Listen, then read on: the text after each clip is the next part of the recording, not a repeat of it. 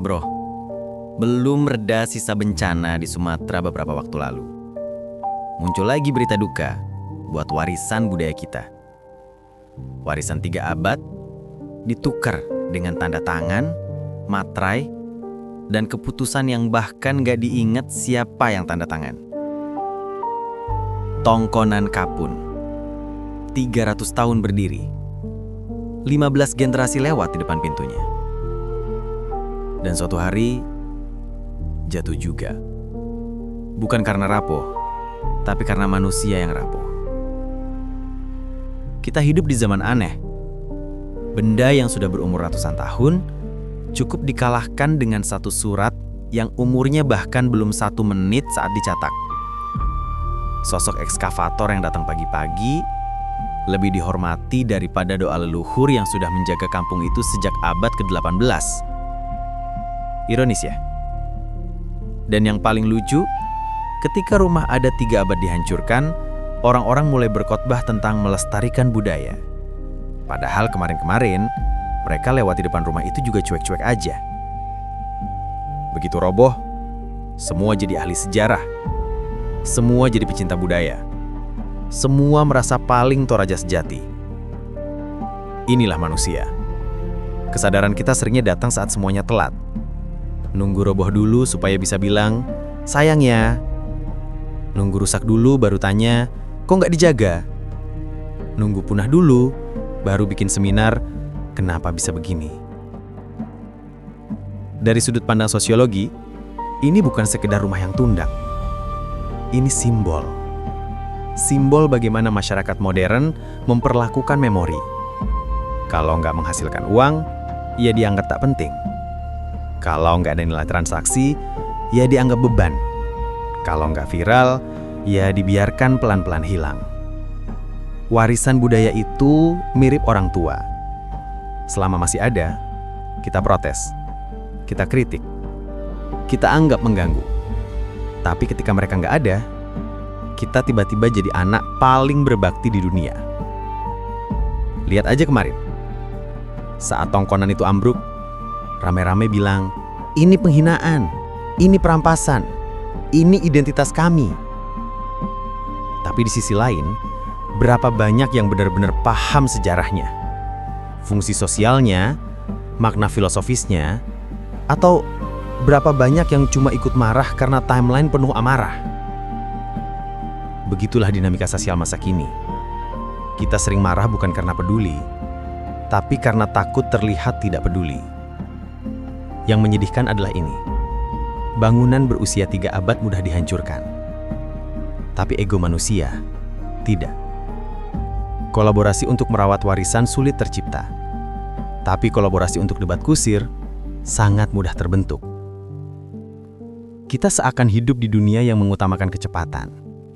Cepat membangun, cepat merusak, cepat mengambil sikap, cepat menyalahkan.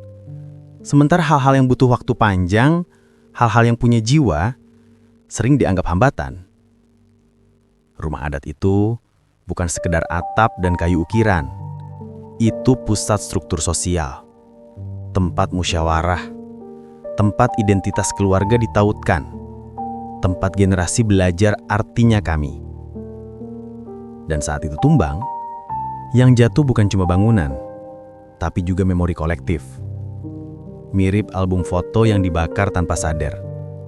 Sampai orang-orang berkata, loh, itu foto satu-satunya yang kita punya. Ada satu hal yang sering kita lupa. Budaya itu bukan cuma dipertahankan lewat perayaan, tapi lewat pembelaan. Bukan cuma lewat festival, tapi lewat konsistensi sikap. Bukan cuma lewat museum, tapi lewat keberanian menjaga apa yang tidak bisa diganti. Manusia modern itu unik. Kita menyembah kemajuan, tapi sering menginjak akar sendiri. Kita ingin masa depan yang cerah, tapi lupa bahwa masa depan yang cerah dibangun di atas masa lalu yang kokoh. Ketika tongkonan itu roboh, kita melihat satu adegan yang sangat manusiawi. Sebagian orang menahan, sebagian orang menonton, sebagian orang merekam, sebagian orang memprovokasi, sebagian lagi sibuk mencari siapa yang bisa disalahkan. Dan dari adegan itu, muncul satu fakta pahit. Semakin tua warisan budaya, semakin kecil kuasanya melawan kehendak manusia masa kini. Kalau rumah itu bisa bicara, mungkin dia akan bilang, "Aku berdiri 3 abad bukan untuk dipuja, tapi untuk diingat." Sayangnya, manusia lebih suka mengingat saat semuanya sudah hilang. Tapi bro, walaupun sinis, selalu ada hikmah yang bisa kita tarik. Karena setiap tragedi sosial, selalu ada pelajaran yang diam-diam berusaha bicara. Pelajarannya sederhana. Yang punya nilai tak tergantikan, selalu harus dijaga sebelum terlambat. Bukan hanya tongkonan, tapi juga warisan keluarga, kenangan, nilai moral, orang-orang yang kita sayangi, akar sejarah kita, hal-hal yang gak bisa dibangun ulang dengan uang. Dan pelajaran paling pedih adalah ini. Ketika rumah adat berusia 300 tahun bisa hilang dalam beberapa jam, maka yang harus kita jaga bukan cuma bangunannya, tapi juga cara kita memandang dunia.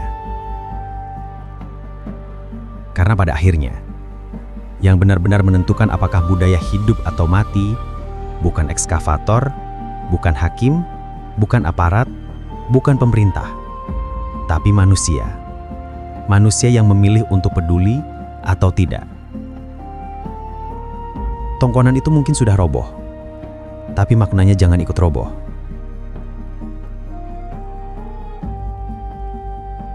Kalau tidak, yang hilang bukan cuma rumah, tapi juga kita.